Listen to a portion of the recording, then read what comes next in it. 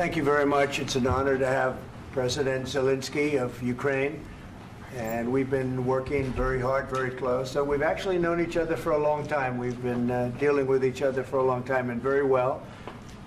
We had a little negotiation spat, but that worked out great, I think, for both countries, I think for the world, actually, beyond both countries. And we have something that is a very fair deal, and we look forward to getting in and digging and working and getting some of the rare earth. But it means we're going to be inside, and it's a big commitment from the United States, and we appreciate working with you very much. And we will continue to do that. We have had some very good discussions with Russia. I spoke with President Putin, and we're going to try and bring this to a close. It's something that you want and that he wants. We have to negotiate a deal, but we've started the confines of a deal, and I think something can happen. The big thing is the number of soldiers, mostly at this point, but soldiers being killed. You're losing thousands of soldiers. So on both sides, we're losing a lot of soldiers, and we want to see it stop, and we want to see the money get put to different kinds of use, like rebuilding, and we're going to be working very hard. But we've had a lot of very good conversations. I will say, until we came along, the Biden administration didn't speak to Russia whatsoever. They didn't speak to anybody. They just allowed this to continue. And I will say that, I'll say in front of you, you've heard me say it 1,000 times, if I were president, this war would have never happened. We would have had a deal negotiated for you without having to go through what you've gone through. But your soldiers have been unbelievably brave. We've given them great equipment, but somebody has to use the equipment. They've been unbelievably brave, and we give them great credit. This was supposed to be over very quickly, and here we are 3 years later. So I give tremendous credit to your generals and your soldiers and yourself, in the sense that it's been very hard fighting, very tough fighting. They're great fighters, and you have to be very proud of them from that standpoint. But now we want to get it over with. It's enough, right? We want to get it over with. So it's an honor to have you here. Thank you very much for coming. We're going to sign the agreement at the conference in the East Room in a little while, right after lunch. And we'll be having lunch together. We're also discussing some other things, and we appreciate everybody being here. It's somewhat of an exciting moment, but the really exciting moment is when they stop the shooting and we end up with a deal. And I think we're fairly close to getting that, and an honor to have you. And please, you'd like to say something? Yeah, thank you so much, Mr. President. Thank you for invitation. And really, I hope that this first document will be first step to real security guarantees for Ukraine, our people, our children. I really count on it. And of course, we count that America will not stop support. Really, for us, it's very important to support and to continue it. I want to discuss it with details further during our conversation, and of course, the infrastructure or security guarantees. Because for today, I understand what Europe is ready to do. And of course, I want to discuss with you what United States will be ready to do. And I really count on your strong position to stop Putin. And you said that enough with the war. I think that is very important, Ben, to say these words to Putin at the very beginning of war, because he is a killer and terrorist. But I hope that together we can stop him. But for us, it's very important to, to save our country, our values, our freedom and democracy, and of course, no compromises with the killer about our territories. But it will be later. And of course, what I wanted, we spoke about it by phone with you about the drones production. We have very good drones production. I think the best one in the world for today because of the war. Yes, and of course, we need very much the air defense. You have the best air defense in the world, and really you helped us under attacks of Russians. And I want to speak how we can exchange the licenses. We're open to share the licenses of all our drones with you, of course, with the United States. And we need licenses for quick production of air defense. Even after the war, we need our nation to be calm, that we are secure. So that's why we need this air shield. And of course, about this I want to speak about the contingents. I think that France and UK already spoke to you, and we know that Europe is ready, but without the United States, they will not be ready to be as strong as we need. And the last point, last not least, about exchange, about our people and children. And you know that these crazy Russians, that they stolen 20,000 of children, Ukrainian children. They changed their names, they changed their families, relatives, and now they're in Russia. We want to bring them back, and really, it's a big dream, task, and goal for me, and our warriors. By the way, Mr. President, we exchanged, released more than 4,000 warriors from Russian prison, but there are thousands more in the prison. I wanted to share with you some images. How it's. I've just can I now? Yeah, Have I? please. Some minute, 1 minute. Just you to understand in what circumstances, in what situation they are, and what the attitude of Russia to our prisoners. That guys, just you before and after. And you see before and after, just you to understand. Now thousands of such guys, ladies and men, there, and that, so they don't eat, they beat them, and they, they do a lot of, bad things. So out of, even during the war, there are rules. Everybody knows there are rules during the war. So these guys, they don't have any rules. You see that 50, 60 kilograms left, and a lot of such things. And I didn't want to show you what the changes with images of children, because I will just share with you. And I mean, it's looking tragic. Yep, that's tough stuff. I wanted very much to give you, and you see. Yeah. This is pastor, by the way. They stolen pastors because it's not Russian church. They stolen pastors and moved pastors to the prison. At the end of last year, we brought 3 pastors, and we could exchange them. And this is pastor, you see. Yeah, that's tough. Yeah. So I mean, this I wanted to show you, and this. So thank you very much. We want to get that ended, right? Yeah. Of course. We And want. I think we will. And We have to, of course. do you have any questions, please? Mr. President. Thank you, Mr. President.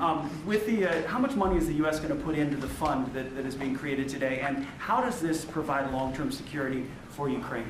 Well, we don't know exactly how much, because we're going to be putting some money in a fund that we're going to get from the raw earth that we're going to be taking and sharing in terms of revenue. So it's going to be a lot of money will be made from the sale and from the use of raw earth. And as you know, our country doesn't have much raw earth. We have a lot of oil and gas, but we don't have a lot of the raw earth. And what we do have is protected by the environmentalists, but that can be unprotected, but still it's not very much.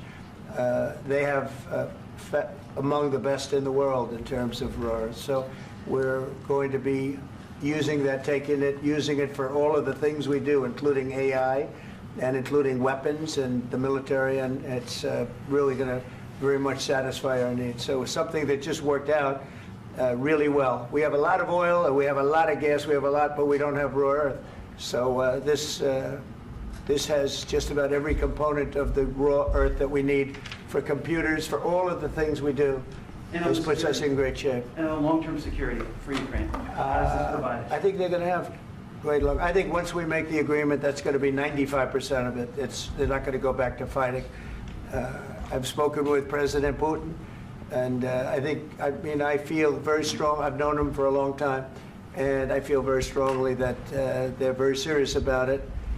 And we'll make a deal. And when the deal is made, I don't think we talk about security. Everyone's talking about the other day. All they talked about was security. I said, let me make the deal first. I have to make the deal first. I don't worry about security right now. We have to have a deal, because right now, last week, 2,000 soldiers died on both sides. 2,000, and they're losing 1,000, 2,000, 3,000 a week. So as we sit here and we talk, people are getting shot and dying on the battlefield. And, they're not American soldiers, but they're Russian soldiers and they're Ukrainian soldiers, and we want to be able to stop it. And we want to be able also to spend money on other things. We don't want to, this is a tremendous amount of money. And what the Biden administration did was terrible. They were giving money, but he had no security on the money. Europe, as you know, gave much less money, but they had security. It was in the form of a loan. They get their money back, and we didn't. And now, at least we're protected because the American taxpayer has to be protected too. But this is an incredible agreement for Ukraine because we have a big investment in their country now, and what they have, very few people have. And we're able to really go forward with very, very high-tech things and many other things, including weaponry that we're going to use in many locations, but that we need for our country. Mr. President, This allows us to do that. will you continue I'm sorry. sending military aid? Yes, go ahead, please. If I can just, yes. In the document, there is one of the very important points. If we speak about business and investment, we never had LNG terminals in Ukraine. This document will open. I mean, the next documents, but anyway, here we see in the framework, we see really goodwill for this. LNG terminals for us is very important, and I think for security of European continent. We have the biggest storage, gas storage. We have the biggest in Europe. Yes, yes, and we can use it. Use it for LNG. Use it for LNG, and we will do it. And really, we can help Europe because Europe really helped. President Trump said that they made less support, but they are our friends and they are our very supportive partners. They really gave a lot, Mr. President. They did. They gave a lot, but they gave much less. No. Much less. No. No. No, not you. No. Okay. Okay.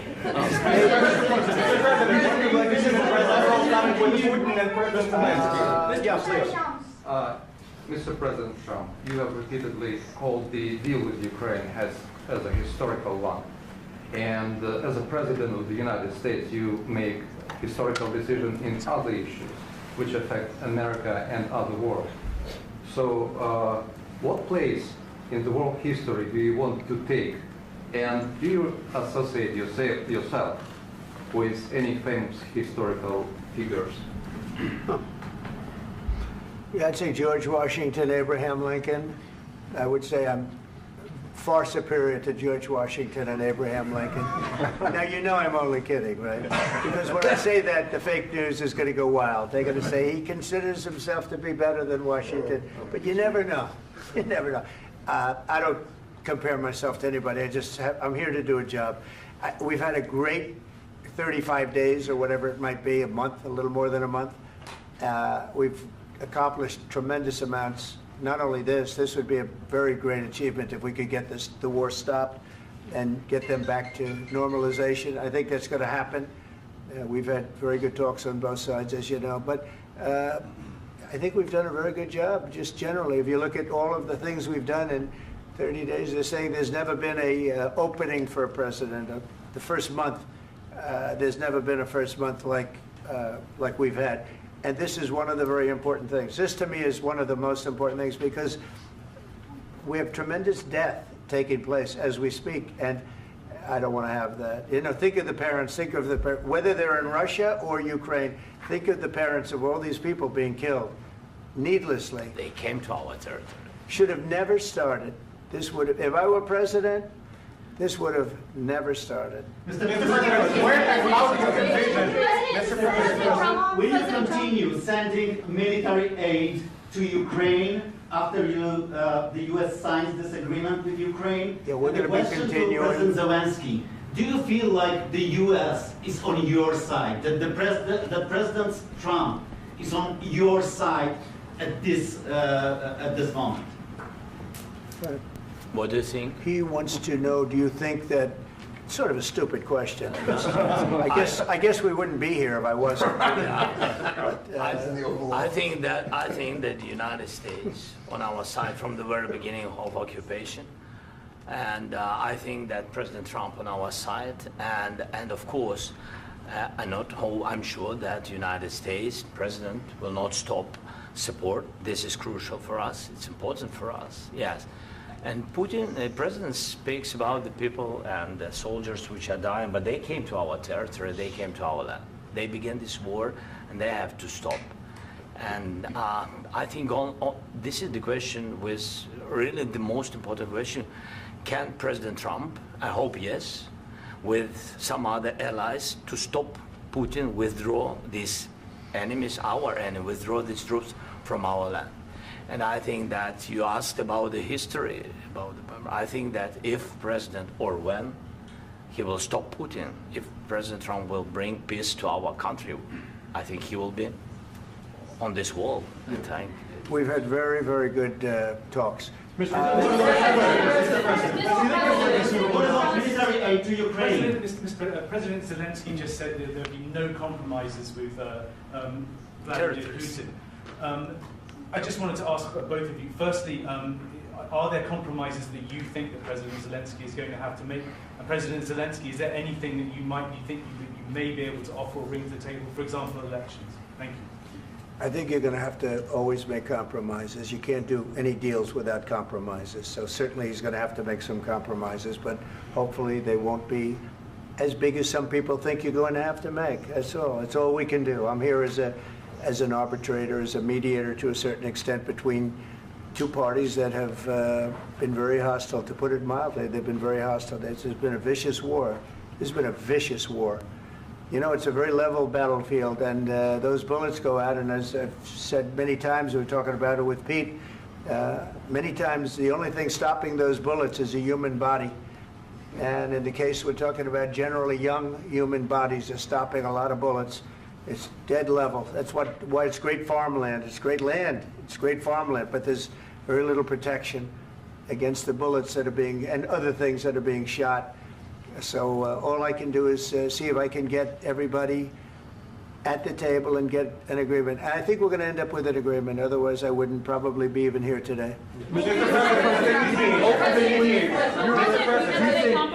Mr. President, I've got two questions for you. You think ultimately your legacy will be the peacemaker and not the president that led this country into another war and ended foreign wars? And I've got a question. I hope it will. I mean, I hope I'm going to be remembered as a peacemaker.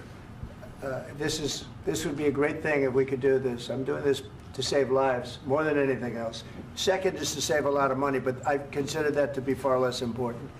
So I hope I'm going to, thank you, Brian, for that question. It was a nice question. I hope I'll be known and recognized as a peacemaker. This would be a great thing to solve. This is a very dangerous situation. You know, this could lead to a third world war. This was headed in the wrong direction. If this election were lost, if we didn't win this election, and by the way, we won it by a lot. That was a mandate. We won every swing state. We won the popular vote by millions and millions of votes. We won everything. The districts, you look at the areas of red, take a look at a map. This was a big mandate, and this was one of the things. I said, we're going to get this thing settled. If we didn't win, I think this could have very well ended up in a third world war, and that would not have been a good situation. What was your second question? And my second question for President Zelensky, why don't you wear a suit? You're at the highest, why don't you wear a suit? You're at the highest level in this country's office, and you refuse to wear a suit.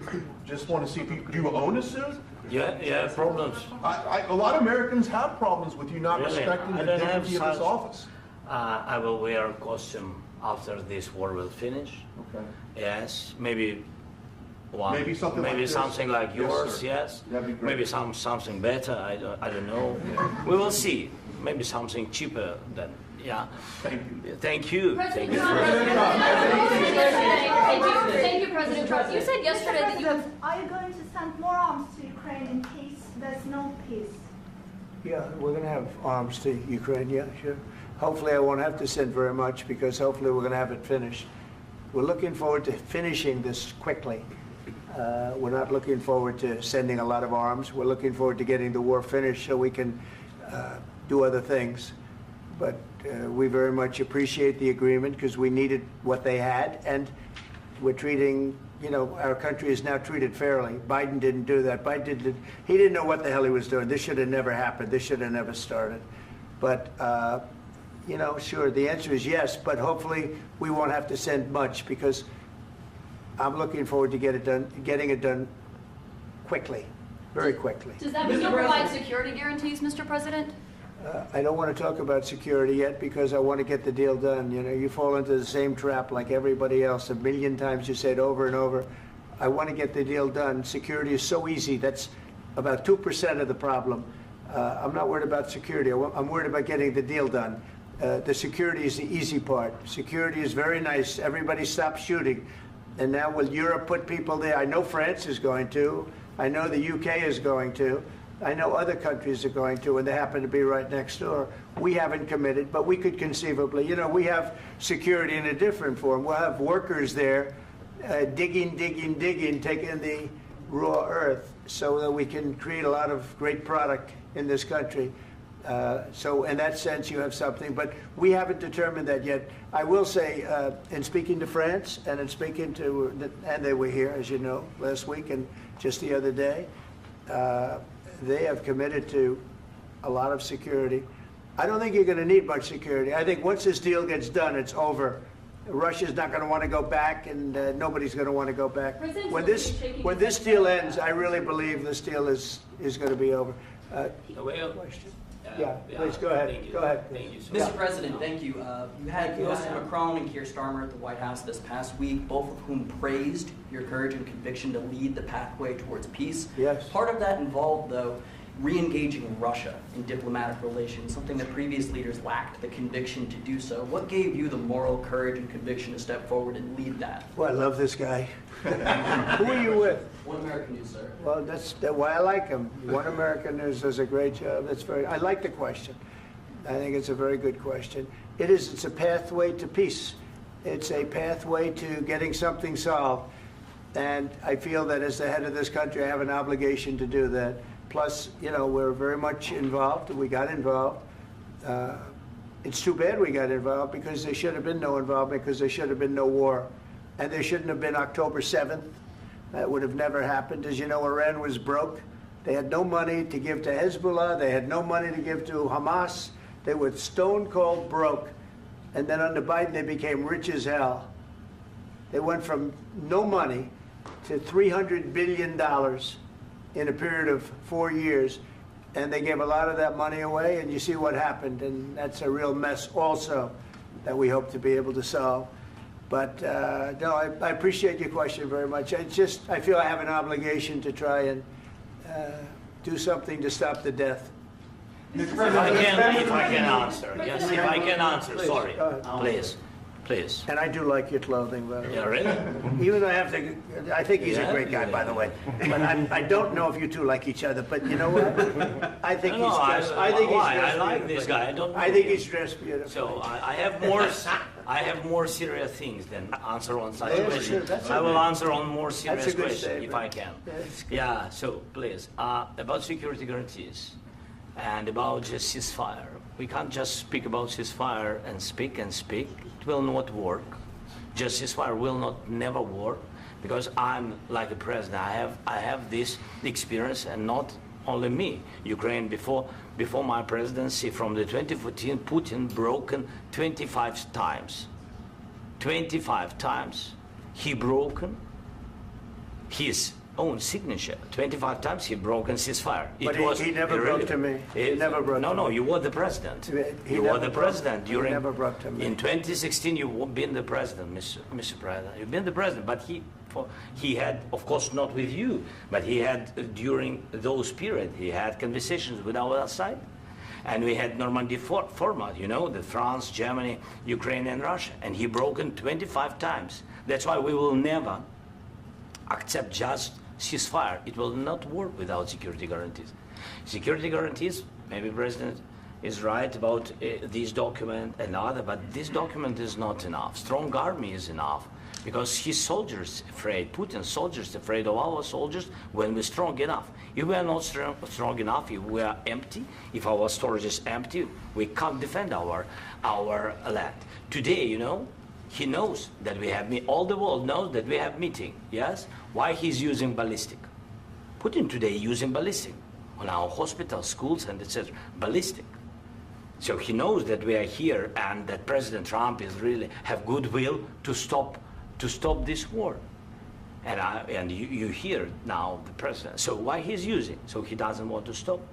He doesn't want. But I hope that we will do it. Really, we'll do it. Security. When we speak about security guarantees, when the Europeans are ready for contingents, they need USA backstop.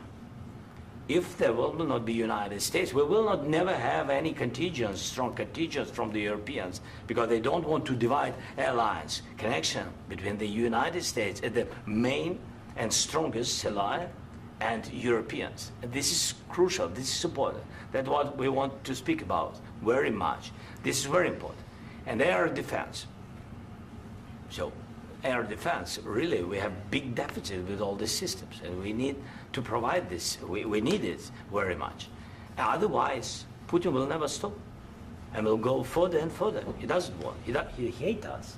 You know, it's not about me. He hates Ukrainians. He thinks that we are not a nation. He thinks, and he shared these thoughts. I think maybe with your team also. I don't know, but with all the Europeans, in media, officially and not, he always said that there is no such country, such nation, such language, and such life like Ukrainian. No, he really doesn't respect all the Ukrainians, and he wants to destroy us. And you are right, Mr. President, that's 2%. This document, maybe other documents, it's a very good start, very good, but it will not enough to stop this person. Should Russia pay to rebuild Ukraine? Mr. President, under these Should Russia pay to I asked rebuild Ukraine? They have to Zelensky pay. this question. This is the rule. This is the rule of the war. This is the rule of the war. During all the centuries, all the history, this is the rule of the war. Who began, those pay. Do you agree, This is the rule. Putin began this war. He has to pay all money for innovation. He has to pay. Of course, some Russian assets, what we have in Europe, about 300 billions, we can use them. We can use for innovation and buy military support from the United States also. We can do it, but it's not enough. It's not enough. President, under these circumstances, do you envision a trilateral summit with Putin and President Zelensky? Wait 1 second. I asked this question that you didn't like because I wanted to know if you want to position yourself in the middle between Russia and Yes. Ukraine, or on the Ukraine side. No, I'm in the middle. I want to solve this thing. I'm for both. I want to get it solved. And it's wonderful to speak badly about somebody else, but I want to get it solved. If we can solve it, great. If we can't solve it, they're going to have to fight it out, and who knows what's going to happen. But I want to see it get solved. May I follow up? One more question about U.S. troops in Europe. After Russian invasion of Ukraine, your predecessor sent additional troops to Eastern Europe, including Poland, my country. Yeah. Are you committed to keeping these troops on the eastern flank of NATO in the future? I'm very committed to Poland. I think Poland has really stepped up and done a great job for NATO. They, as you know, they paid more than they had to. They are one of the finest groups of people I've ever known. I'm very committed to Poland. What about Baltics? Poland's in a tough neighborhood, you know. What about the Baltics? The Baltics, they got a lot of, it's a tough neighborhood too, but we're committed. We're going to be very committed, and we're committed to NATO. But NATO has to step up, and the Europeans have to step up more than they have. And I want to see them equalize, because they are in for far less than we're in, and they should be at least equal. You understand that?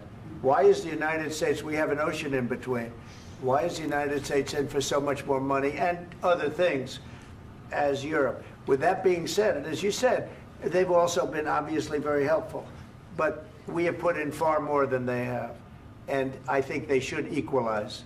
Mr. President, Please, go ahead. Ask you about the agreement again today. What changed between the first time that Secretary Bessent gave President Zelensky the agreement and today for the signing? We made a deal. So What was the I'm just- deciding factor? I'm a business person. We made a deal. That's what changed. Along with minerals. I didn't think we were going to make a deal, and We ended up making the deal, so that changed. Mr. President, what and how do you envision a trilateral summit with President Zelensky and Putin? I don't know, under but these well, they circumstances? don't like each other, I can tell you that. Okay? They do not like each other. This is not a love match, and it's unfortunate. That's why you're in this situation.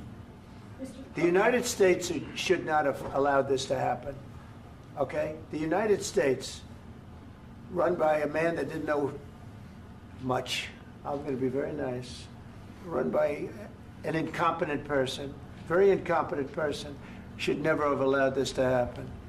I've stopped wars. I've stopped many wars. My people will tell you, I stopped wars that nobody ever heard about. I stopped wars before they ever started. You can look at some of, I could give you a lot of nations that would tell you right now they were probably going to war. I could tell you right now there's a nation thinking about going to war on something that nobody in this room has ever even heard about. Two smaller nations, but big, still big. And I think I've stopped it. But this should have never happened. Mr. President, Sorry, just a second. About any negotiations. First of all, I want really to tell you, and I think that everybody understands that Ukraine, more than Ukrainians, nobody wants to stop this war. But at the future, any negotiations, it's understandable that two sides of the war, not Russia and the United States, because this is not the war between Russia and the United States. This is war of Russia against Ukraine and Ukrainian people. So these two sides will be at the anyway will be at the negotiation table. Then of course United States, like the strongest partner of the Ukraine, and of course Europe. I think Europe is very important. I want to speak about it with the president.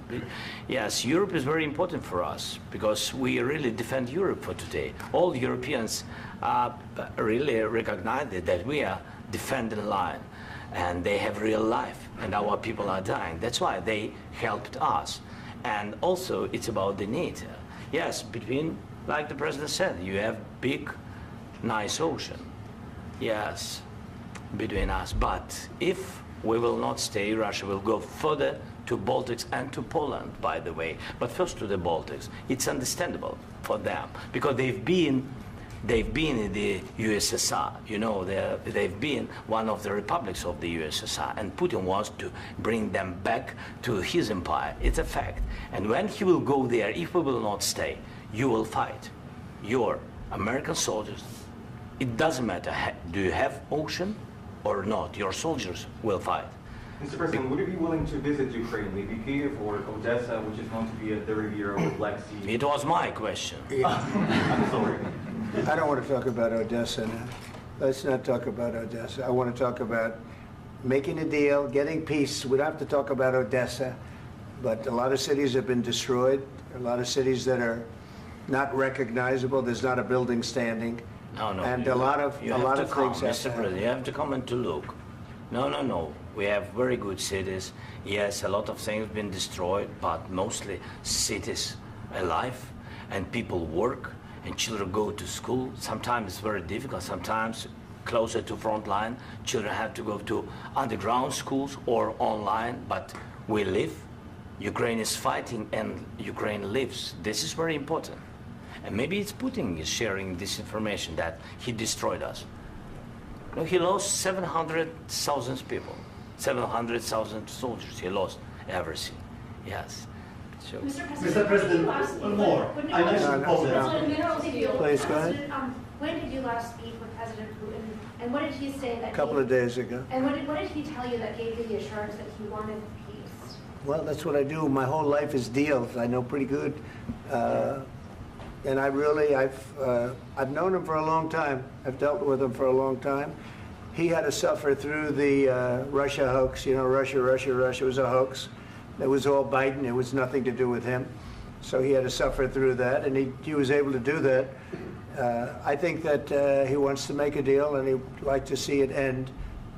That's all I do. That's what I do. My whole life, that's what I do, is make deals. And I'm in the middle of a mess, because this is a real mess.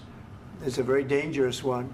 If this doesn't get solved now, it's not going to get solved for a long time. So I hope we're going to get it solved. In the back, please. Thank you, Mr. President.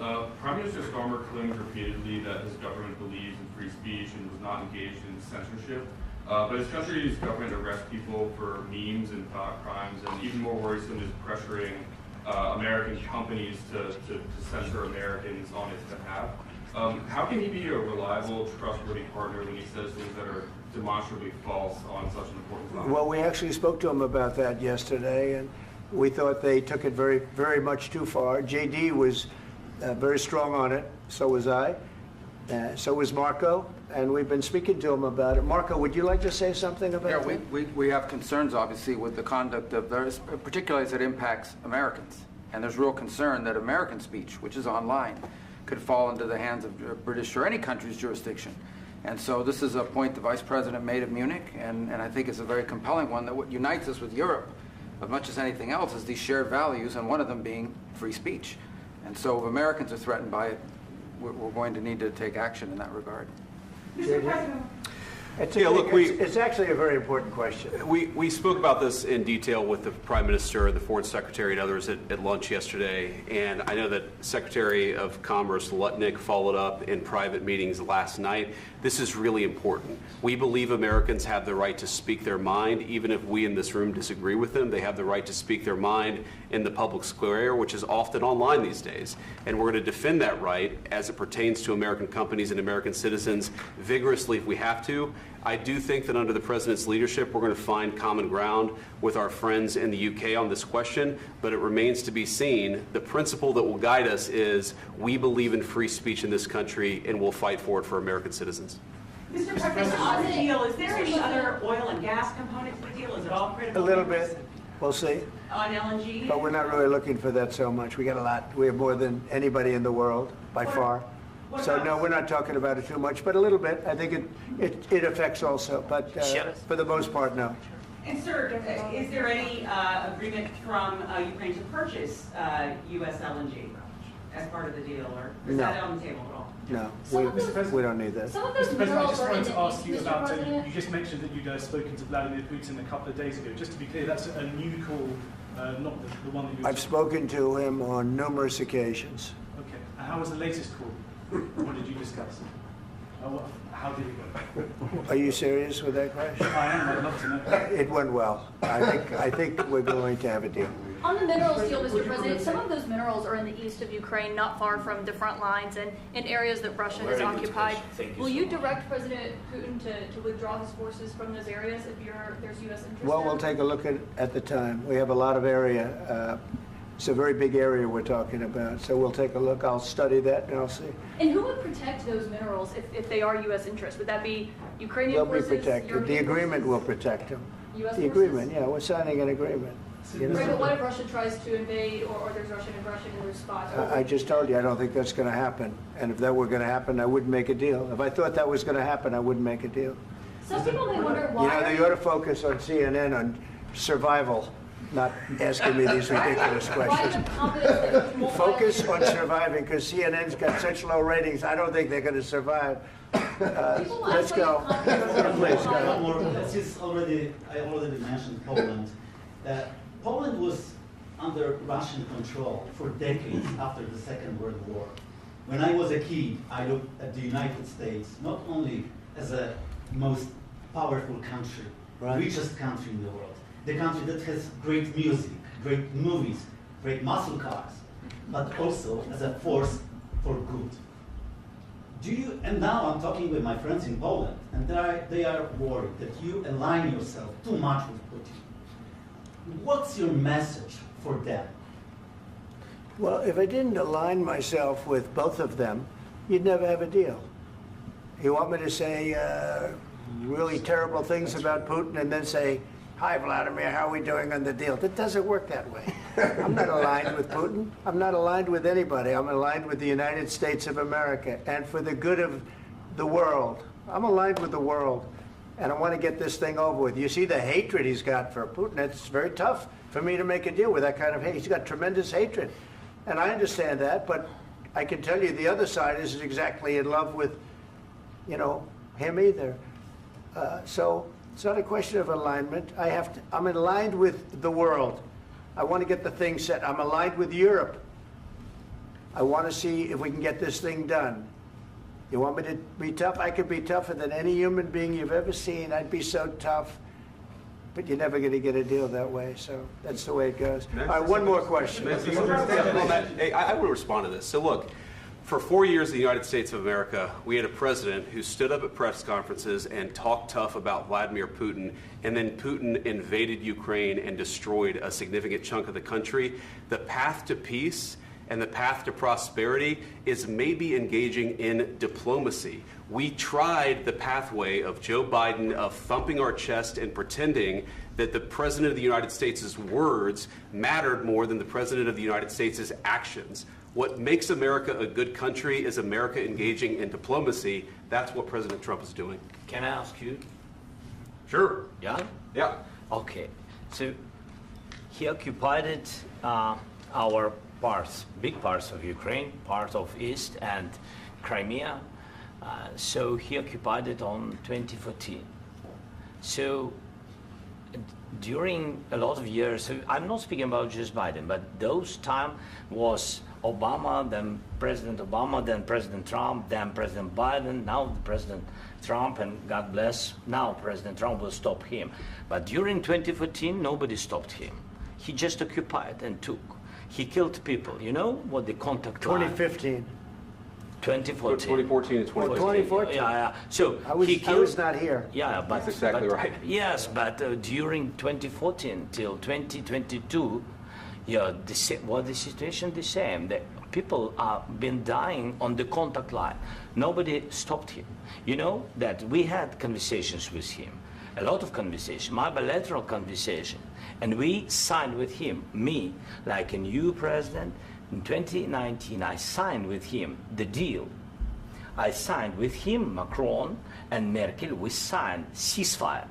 Ceasefire. All of them told me that he will never go. We signed with him with gas contract. Gas contract. Yes, but after that, he broken this ceasefire. He killed our people and he didn't exchange prisoners. We signed the exchange of prisoners, but he didn't do it. What kind of diplomacy, JD, you are speaking about? What do you mean? I'm talking about the kind of diplomacy that's going to end the destruction of your country. Yes, but if you Mr. President, with respect, I think it's disrespectful for you to come into the Oval Office and try to litigate this in front of the American media. Right now, you guys are going around and forcing conscripts to the front lines because you have manpower problems. You should be thanking the President for trying to bring an end to this conflict. Have you ever been to Ukraine that you say what problems we have? I have been to. Count once. I've actually watched and seen the stories, and I know what happens is you bring them on a propaganda tour, Mr. President. Do you disagree that you've had problems bringing people into your military? And do you think that it's respectful to come to the Oval Office of the United States of America and attack the administration that is trying to prevent the destruction of your country? A lot of questions. Let's start from the beginning. Sure. First of all, during the war, everybody has problems. Even you, but you have nice ocean and don't feel now, but you will feel it in the future. God bless. You don't know that. God bless. You God bless. You will not have a war. Don't tell us what we're going to feel. We're trying to solve a problem. Don't tell us what we're going to feel. I'm not telling you. Because I'm you're in no answering on position this to question. dictate that. That's Remember exactly what this. you're doing. You're in no position to dictate what we're going to feel. You We're going to feel very you will good. Feel influence. We're going to feel very I'm good and telling very you, strong. You will feel influence. You're right now not in a very good position. You've allowed yourself to be in a very bad position, and he happens to be right about it. From the very beginning of the war. You're not in a good position. I You don't have the cards right now. With us, you start having I'm not playing cards. cards. Right now, you don't. I'm Yeah, very you're playing serious, cards. Mr. President. You're I'm playing very cards. serious. You're I'm gambling the with the president lives in of war. millions of people. You think You're you- gambling with World War III. what you're You're thinking gambling about? with What you're World thinking War about? III. And You- what you're doing is very disrespectful to the country, this country. I'm That's with back all to respect to you. your Far country. more than a lot of people said very they respect. should have. Have you said thank you once? This A lot entire of meeting? times. No, in this Even entire meeting, today. have you said thank Even you? today. You went to Pennsylvania and campaigned for the opposition in October. Offer some words of appreciation for the United States what of you're speaking America about. and the president who's trying to save your country.